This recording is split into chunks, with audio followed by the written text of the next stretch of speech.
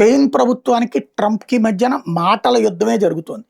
స్పెయిన్‌లో ఉన్నటువంటి ఎయిర్ బేస్‌లని ఖాళీ చేసేమంది ఆ బేసుల్ని తమ స్వాధీనం చేసేసుకుంది స్పెయిన్. దానికి ప్రతిగా ట్రంప్ తీవ్ర హెచ్చరికలు జారీ చేశాడు. మీరు ఇమ్మీడియేట్‌గా ఆ బేస్ మాకివ్వాలి. ఒకవేళ ఇవ్వకపోతే గనక మీతో వాణిజ్య ఒప్పందం రద్దు చేసుకుంటాం. అట్లాగే అమెరికన్ ట్రూప్స్ స్పెయిన్‌లో 3000 మంది ఉన్నారు. వాళ్ళని వెనక్కి తీసుకుంటాం అని ప్రకటించారు. దానికి స్పెయిన్ ప్రైమ్ మినిస్టర్ కూడా రిప్లై చేశారు. మీ బేస్ మీకు ఇవ్వము. మీకు ఇచ్చింది మా దేశంలో భూభాగం. ఇక పైన ఇవ్వదలుచుకోలేదు. అంటే అమెరికన్ యుద్ధ విమానాలు ఇప్పుడు ఇరాన్ మీద దాడి చేసేటప్పుడు అక్కడ దిగడానికి అనుమతి అంటారనమాట. దానికి ఇవ్వనంటున్నాడు. మొన్న ఇట్లే అంది, ఇప్పుడు స్పెయిన్ అంటోంది. అట్లా దించడానికి వెళ్ళేటప్పుడో వచ్చేటప్పుడో అక్కడ దించడానికి కుదరదని చెప్తోంది. ఇవ్వము అని చెప్తోంది. అదే సందర్భంలో మీ బెదిరింపులకు భయపడేది కూడా లేదు అని చెప్తోంది. మీ ట్రూప్స్ విత్డ్రా చేసుకుంటారంటే మీ ఇష్టం అని కూడా చెప్తోంది.